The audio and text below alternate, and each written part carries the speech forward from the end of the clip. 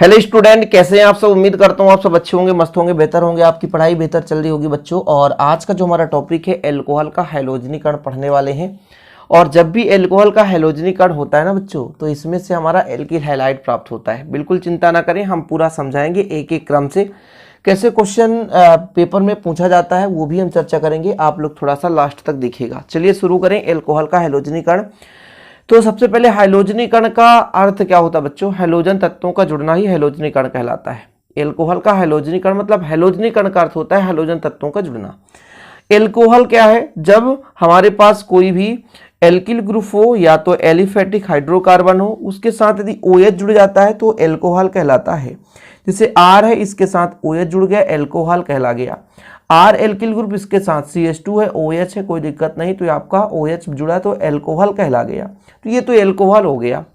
अब हैलोजनीकरण का मतलब हैलोजन तत्वों का जुड़ना। जैसे हमारे पास R है और इस OH को हटाकर यहाँ पर क्लोरीन जोड़ दो तो ये हैलोजनीकरण कहलाया। R है, इसमें X जुड़ गया, हैलोजन तत्व, हैलोजन परमाणु समूह X से दर्शाते हैं, तो ये हमारा हैलोजनीकरण कहलाया। मतलब OH समूह का विदलन होता है, OH का विखंडन होता है, और विखंडन होने के फलस्वरूप बच्चों क्या होता है, वहां पर हैलोजन तत्व जुड़ जाता है। तो यह जो क्रिया है वो हैलोजनीकरण कहलाती है। तो यहां पर हैलोजन तत्वों का योग हम हैलोजन अम्ल से कराएंगे। हैलोजन अम्ल क्या है बच्चों, हाइड्रोजन जैसे हमारे हैलोजन परमाणु के साथ क्रिया करके यौगिक बनाता है, तो हैलोजन अम्ल का निर्माण करता है। जैसे हाइड्रोजन हमारा H है, इसके साथ I जुड़ जाए, इसके साथ Br जुड़ जाए, इसके साथ Cl जुड़ जाए, तो ये हैलोजन अम्ल है। HF बहुत ही कम आपको क्रिया करते हुए मिलेगा। मुख्य रूप से ये तीन हैलोजन अम्ल ज़्यादा सक्रिय होते हैं और इनका क्रम भी है, सबसे ज़्यादा सक्रिय HI, उसके बाद HBr और उसके बाद HCl। यहाँ पर एल्कोहल का हैलोजनीकरण कराने के लिए हम एल्कोहल को हैलोजन अम्ल से क्रिया कराएंगे। ये हमारा प्यारे बच्चों क्या है, हैलोजन अम्ल है, HI, HBr, HCl, ये तीनों के तीनों हैलोजन अम्ल हैं। इनमें यदि क्रियाशीलता की बात करें तो सबसे ज़्यादा क्रियाशील HI है, फिर HBr है, फिर HCl है। अच्छा, क्रियाशीलता क्यों होता है, देखो, जो जितना आसानी से टूट सके वो उतना ही ज़्यादा क्रियाशील होगा। जैसे बच्चों में यदि यहाँ पे HI की बात करूँ तो HI में जो बीच में आकर्षण बल होगा, एक दूसरे के बीच जो बंधन होगी वो मजबूत नहीं है HBr की अपेक्षा। इस कारण से ये क्या है, सक्रिय होता है, ज्यादा क्रियाशील होता है। इसी प्रकार HCl, ठीक है। तो जब हम ऊपर से नीचे चलते हैं, जैसे क्लोरीन है, फिर ब्रोमीन है, फिर आयोडीन है, तो प्यारे बच्चों इनका आकार बड़ा होने के कारण ये थोड़ा सा कम लगाव रखते हैं। जैसे हमारा HI है, H और I के बीच जो उतना आकर्षण बल है नहीं है बच्चों, इस कारण से ये जो HI जो है वो क्या है, वो कम क्रियाशील है इनके तुलना में।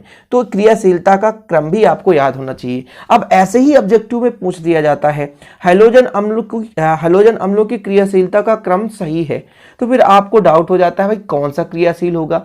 तो जो नीचे जैसे आयोडीन है, फ्लोरीन, क्लोरीन, ब्रोमीन, आयोडीन, तो भाई साहब जो नीचे का एलिमेंट है वो हाइड्रोजन के साथ संयोग आसानी से कर सकता है और आसानी से क्रियाशील भी होता है। इसी प्रकार एल्कोहल की क्रियाशीलता का क्रम पता होना चाहिए। तृतीयक एल्कोहल, द्वितीयक एल्कोहल, प्राथमिक एल्कोहल, इन सबसे ज्यादा क्रियाशील है तृतीयक एल्कोहल, द्वितीयक एल्कोहल, प्राथमिक एल्कोहल।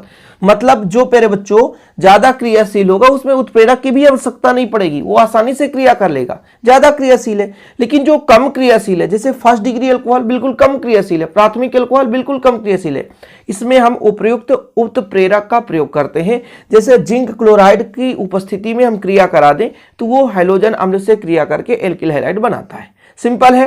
तो यहां पर आपने सीखा एल्कोहल क्या, OH समूह है, हैलोजनीकरण मतलब हैलोजन तत्वों का योग। और हैलोजनीकरण में प्यारे बच्चों हम प्राथमिक, द्वितीयक, तृतीयक तीनों एल्कोहल का हैलोजनीकरण करा देंगे। और हैलोजनीकरण कराने के लिए हमको किस चीज की आवश्यकता पड़ेगी, तो हैलोजन अम्लों की, यानी हैलोजन अम्ल के साथ हम क्रिया कराएंगे तो हैलोजनीकरण क्रिया हो जाएगी। ठीक, चलिए शुरू करें, क्रम से करेंगे भी, इतना तो आप लोग समझ गए होंगे बच्चों। सबसे पहले हम बात कर लेते हैं, जैसे हमने कहा क्रियाशीलता का क्रम HI, HBr और HCl है। सबसे कम क्रियाशील कौन है, HCl, यानी HCl के साथ क्रिया यदि हमको कराना है तो हमको कहीं ना कहीं उत्प्रेरक का प्रयोग करना पड़ेगा, जो कि निर्जल जिंक क्लोराइड हम लेते हैं। तो यहाँ पर हम लिख भी सकते हैं, जो आपको यहाँ पर समझाने वाला हूँ उसको मैं थोड़ा सा हिंदी लिख देता हूँ, ताकि यदि आप बेहतर रूप से नोट्स बनाते हैं तो आपको दिक्कत ना हो सके। और एक चीज और यहां पर बताना चाहता हूं, यहां पर देखिए न्यूक्लियोफिलिक क्रियाशीलता का क्रम। आपने अभी समझा कि HI HBr, देखो तीन चीज आपने यहां पे देखा, HI है ना, आपका HBr और HCl, ये जब टूटता है बच्चों तो यहां से बनता है Cl निगेटिव, यहां से बनता है आपका Br निगेटिव, यहां से बनता है आपका I निगेटिव। ये डायरेक्ट नाभिक से जाकर के क्रिया करते हैं, इसलिए इन्हें हम न्यूक्लियोफिलिक क्रियाशीलता का क्रम कहते हैं, न्यूक्लियोफिलिक अभिकर्मक कहते हैं, नाभिक इस नहीं अभिकर्मक कहते हैं। सबसे ज्यादा क्रियाशील कौन है? HI, इसलिए यहां पर I ज्यादा क्रियाशील होगा, फिर इसके बाद HBr, तो फिर Br, फिर HCl, तो Cl निगेटिव। ऐसा भी ऑब्जेक्टिव में कभी पूछ दिया जाता है, 4 प्रकार का क्रम दिया जाएगा, 4 प्रकार का, ये आपका जैसे क्रम सही है ऐसे ही 4 प्रकार का क्रम दे देगा और आपको बता देगा निम्नलिखित में से कौन सा क्रियाशीलता का सही क्रम है, तो फिर आप कंफ्यूज हो जाएंगे। इसलिए मैं इन तीनों को मैं यहां पर लिख दिया हूं ताकि आप लोग इसमें डाउट ना रहे और आप लोगों को दिक्कत ना हो सके। तो थोड़ा सा आप लोगों को भी लिखना है, मैं इसलिए लिख देता हूं ताकि आपको नोट्स बनाने में दिक्कत ना हो सके कि हैलोजन अम्ल में HCl सबसे कम क्रियाशील है, ठीक है। तो HCl जब हम क्रिया कराएंगे HCl के साथ तो इसमें कुछ ना कुछ उत्प्रेरक का प्रयोग करेंगे, जैसे ZnCl2, लेकिन वहीं पे जैसे तृतीयक एल्कोहल सबसे ज्यादा क्रियाशील है, तो तृतीयक एल्कोहल के साथ यदि क्रिया करा दें तो सीधा क्रिया कर लेता है। चलो अब क्रिया कराते हैं बच्चों, तभी आपको समझ में आएगा। अब क्रिया प्राथमिक एल्कोहल की पहले कराते हैं। प्राथमिक एल्कोहल में क्या होता है, पहचान क्या है, जैसे OH हमारे पास, ये जिस भी कार्बन से जुड़ा है उसके साथ एक ही कार्बन की श्रृंखला जुड़ी होनी चाहिए, तो ये आपका प्राथमिक एल्कोहल है। क्रिया किससे करा रहे हैं बच्चों? HCl से। अब हमने कहा ये प्राथमिक है, प्राथमिक भी कम क्रियाशील होता है और आपका HCl भी कम क्रियाशील है, तो एक काम करो इसमें उत्प्रेरक प्रयोग कर लो, निर्जल ZnCl2, ठीक है। ये आप ले लो, इसको क्या करो, गर्म कर दो। जब गर्म करोगे तो होगा क्या, यहां से OH हटेगा, OH हटेगा और Cl जुड़ जाएगा, क्योंकि हैलोजनीकरण आप पढ़ रहे हो। Cl जुड़ गया और बच्चों H जो है OH से क्रिया करके H2O बना देगा। बिल्कुल सिंपल है, समझ में आ गया प्राथमिक एल्कोहल इतना आसानी से। अब इसका यदि आप कहोगे सर नाम बता दो, नाम तो 2 कार्बन है बच्चों, तो मेथ एथिल एल्कोहल है ये, प्राथमिक एल्कोहल में एथिल एल्कोहल, ठीक है। इसका हैलोजनीकरण हमने करा दिया हैलोजन अम्ल के साथ योग करके, तो ये हो गया मेथ एथ, तो एथिल क्लोराइड, क्लोरीन है तो क्लोराइड। अब कहोगे सर पानी का भी नाम लिख दो, तो हर बच्चा जानता है यार H2O पानी है, कोई दिक्कत है ही नहीं, इतना सब समझदार है ना। चलो द्वितीयक एल्कोहल का पहचान क्या है, जैसे OH है, OH जिस कार्बन से जुड़ा है उसमें 2 एल्किल ग्रुप हो, जैसे CH3 और ये CH3, तो ये 2 एल्किल ग्रुप हो गए, यानी 2 कार्बन श्रृंखला के साथ जुड़ा हो तो द्वितीयक एल्कोहल कहलाता है। क्रिया वही HCl के साथ।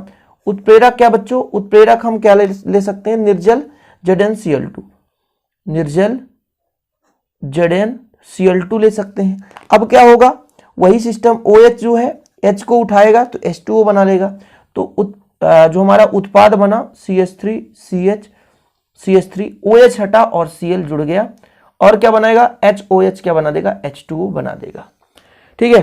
तो इसका नाम आप लोग बताओ भाई साहब, नाम बताओ। 2 नंबर पे क्लोरीन जुड़ा है तो 2 क्लोरो, है ना, IUPAC नाम क्लेचर, है ना, 2 क्लोरो मेथ एथ प्रोपेन, है ना, 2 क्लोरोप्रोपेन, ऐसा कर सकते हो आप। इसका बताओ भाई, यहाँ पे मेथ एथ प्रोप, तो प्रोपेन 2 आल, आल मतलब एल्कोहल, आल होता है ना। चलो तो ये हो गया हमारा प्राथमिक द्वितीयक, और इसके बाद हम तृतीयक की भी बात कर लेते हैं। तृतीयक में तो निर्जल ZnCl2 की आवश्यकता ही नहीं पड़ेगी, क्योंकि तृतीयक एल्कोहल सक्रिय होता है, क्रियाशील होता है।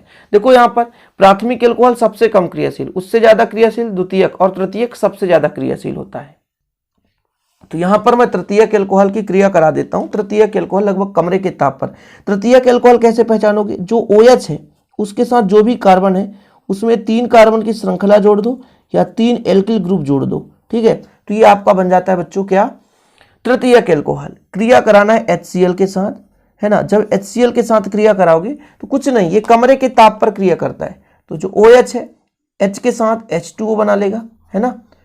प्लस में ये क्लोरीन है, इसके साथ कार्बन, यहाँ पे CH3 जुड़ा है, यहाँ भी CH3 जुड़ा है, यहाँ भी CH3 जुड़ा है, कोई दिक्कत है ही नहीं, ठीक है।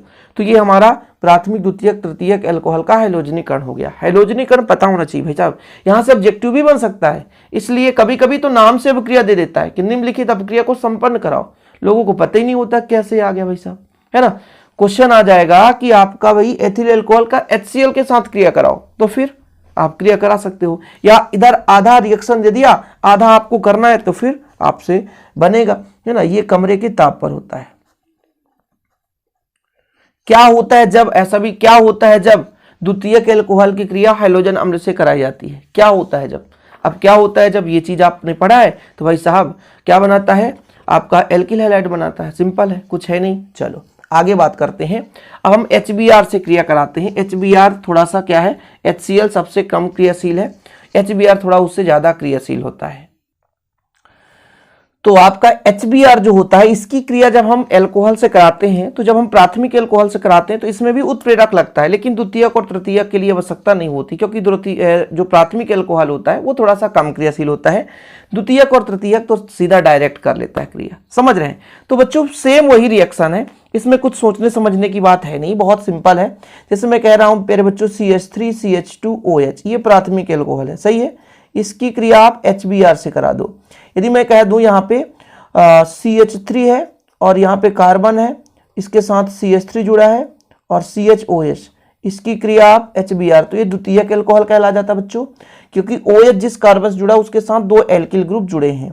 CH3 ये कार्बन है, इसमें 3 एल्किल ग्रुप जुड़ा है, 3 एल्किल ग्रुप जुड़ा है, और OH तो ये तृतीयक एल्कोहल है, इसकी भी क्रिया हम HBr से कराते हैं। तो तीनों में हम HBr ही लेकर चल रहे हैं, तीनों में HBr लेकर चल रहे हैं बच्चों। तो HBr में आपने क्या देखा, यहां पर हम H2SO4 ले लेते हैं उत्प्रेरक, बाकी तो किसी में उत्प्रेरक की आवश्यकता ही नहीं है। तो इसका भी सेम रिएक्शन होगा बच्चों, जैसे OH है ना, H से क्रिया करके H2O बना लेगा, तो बचेगा क्या, CH3 CH2 और यहां पर हमारा Br जुड़ जाएगा, ठीक है, सिंपल है, और H2O, बाकी सेम रिएक्शन है, कोई परिवर्तन नहीं। आपने यदि एक रिएक्शन समझ लिया तो वहां पे जहां पे क्लोरीन क्लोराइड लिखते थे, क्लोरो लिखते थे, यहां पर आप ब्रोमो लिख दो, बाकी तो कुछ भी नहीं है। तीनों रिएक्शन सेम है। CH3 C है प्यारे बच्चों, OH है, इसके साथ CH3 है, यहाँ पे CH3 है, और आपका H2O है। देखो जरा कितना सिंपल है, कोई डाउट नहीं होना चाहिए, सिंपल तरीके से बनना चाहिए। अब क्वेश्चन कभी कभी नाम से दे देता है कि एल्कोहल की क्रिया फास्फोरस पेंटाक्लोराइड से कराओ, कितना सिंपल है, और ये चीज मैं एल्किल हैलाइड में कराया था। अब देखो जरा मैं नाम दे देता हूं यहां पे, तब तो आपको पता होगा भाई साहब कि प्राथमिक एल्कोहल, एल्कोहल की क्रिया सीधा नाम से बोलता है कि क्रिया किससे कराओ, फास्फोरस पेंटाक्लोराइड, फास्फोरस पेंटा है ना, पेंटा नहीं है ये, पेंटा है, पेंटाक्लोराइड, किससे बच्चों, फास्फोरस पेंटाक्लोराइड से कराना है। चलो कराता हूं। एल्कोहल जैसे मैं कहा CH3 है, CH2 है, OH है, फास्फोरस पेंटाक्लोराइड PCl5, इससे कराना है। तो जानते हो क्या बनता है, कुछ नहीं, यहां से OH हटेगा, CH3 CH2 और क्लोरीन जुड़ जाएगा, क्योंकि हम हाइड्रोजनीकरण पढ़ ही रहे हैं, हाइड्रोजन समूह जुड़ना ही जुड़ना है। अब क्या होगा, बड़ी समस्या हो गई, देखो जरा H एक यहां पर है, Cl को उठाया तो HCl बना लिया। अब क्या बचा बच्चों, 2 Cl चले गए, 3 Cl बचा, है ना, एक फास्फोरस बचा और एक ऑक्सीजन बचा, तो POCl3। वाह वाह, क्या रटना नहीं है, बिल्कुल सिंपल है। यदि थायोनिल क्लोराइड से बोल दे, एल्कोहल की क्रिया थायोनिल क्लोराइड से कराओ, बहुत ही महत्वपूर्ण मैं बता रहा हूं, एल्कोहल की क्रिया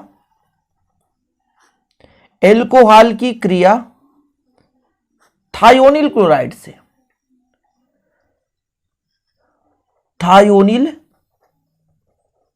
क्लोराइड से, तरीका है, रटना नहीं है, बस फार्मूला पता होना चाहिए। देखो जरा, एल्कोहल मैंने ले लिया, जैसे CH3 है, CH2 है, OH है, इसका नाम क्या होगा, 2 कार्बन है तो एथिल एल्कोहल, ज्यादा सोचने, थायोनिल क्लोराइड SOCl2। अब होगा क्या, मैंने कहा ना हाइड्रोजनीकरण पढ़ रहे हैं, तो यहां से OH हटेगा बच्चों, यहां पे आपका क्या जुड़ जाएगा, क्लोरीन, हाँ सर जुड़ गया, कोई दिक्कत नहीं। और मैंने कहा यहां से एक H हटा Cl से, तो HCl बना देगा। अब बचा क्या, एक S बचा और 2 ऑक्सीजन, तो सल्फर डाइऑक्साइड बना लिया। रटना पड़ेगा, बिल्कुल नहीं। उम्मीद करता हूं यार कि ये तो आपको समझ में आ गया होगा। कभी कभी क्वेश्चन आता है कि भाई साहब लाल फास्फोरस की उपस्थिति में एल्कोहल की क्रिया HI से कराओ, लाल फास्फोरस की उपस्थिति में, बड़ा खतरनाक है। चलो यहां पर मैं लिख देता हूं, किसके उपस्थिति में, लाल फास्फोरस की उपस्थिति में, लाल फास्फोरस के उपस्थिति में, लाल फास्फोरस की उपस्थिति में एल्कोहल की क्रिया, किससे, HI से। हाइड्रोजन अम्ल ही है HI, सबसे ज्यादा क्रियाशील है, कोई सोचने की जरूरत नहीं है, बहुत सी सिंपल है बच्चों, इसकी क्रिया कराई देते हैं। चलो करा दो। तो हमारे पास CH3 CH2OH, तो ये 2 कार्बन है तो एथिल एल्कोहल है। इसकी क्रिया किससे कराना बच्चों, तो हम तो करा रहे हैं HI से, 2HI लेंगे, किसके उपस्थिति में, लाल फास्फोरस। तो जानते हो क्या बनाता है, ये बनाएगा बच्चों, जैसे हमारे पास 2 कार्बन है तो C2H6 बना देगा, ठीक है, एथेन बना देगा, और H जो है यहां से क्रिया करके H2O बनाएगा, और जो I है वो आयोडीन के रूप में मुक्त हो जाएगा, ठीक है, में एथेन बनाता है।